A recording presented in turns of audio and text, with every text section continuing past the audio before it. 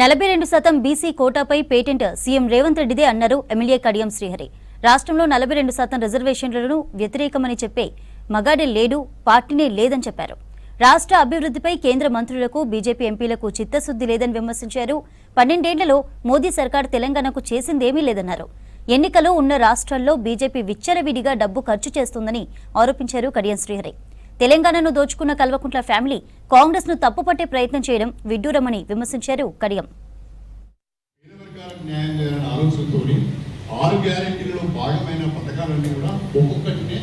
అమలు చేసుకుంటూ ముందుకు వెళ్తున్నారు. ఇవాళ బీఆర్ఎస్ వాళ్ళు, బీజేపీ వాళ్ళు మత విశ్వాసాలను రెచ్చగొట్టి, కులాల మధ్యన, మతాల మధ్యన విద్వేషాలను రెచ్చగొట్టి రాజకీయాన్ని నడుపుతున్నారు తప్ప ప్రజల యొక్క సంక్షేమ కార్యక్రమాలను చేసి, అభివృద్ధి కార్యక్రమాలను చేసి మాత్రం కాదు అనే విషయాన్ని మనము వివరంగా చెప్పవలసి వస్తుంది. సామాజిక న్యాయానికి ఈనాడు తెలంగాణలో పెద్దపీట వేస్తున్నది మన ప్రభుత్వం, మన ముఖ్యమంత్రి రేవంత్ రెడ్డి గారు.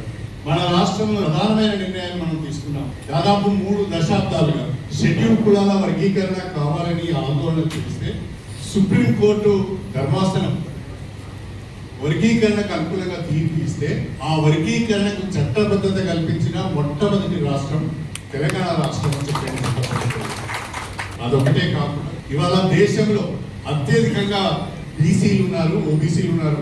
జనాభా ప్రాతిపదిక పైన వాళ్ళకు రిజర్వేషన్లు కల్పించాలని ఆలోచన చేసి స్థానిక సంస్థల ఎన్నికలలో 42% రిజర్వేషన్లు మేము కట్టుబడి ఉన్నామని కాంగ్రెస్ ప్రభుత్వం చేసిన పనులకు తప్పుపట్టే ప్రయత్నం చేస్తున్నారే తప్ప వాళ్ళు మాత్రం ముందుకు వచ్చి మేము కూడా బీజేపీ, మేము కూడా బీసీల యొక్క 42% కట్టుబడి ఉన్నామని చెప్పి ప్రకటించి దానికి చట్టబద్ధత కల్పించే ప్రయత్నం మాత్రం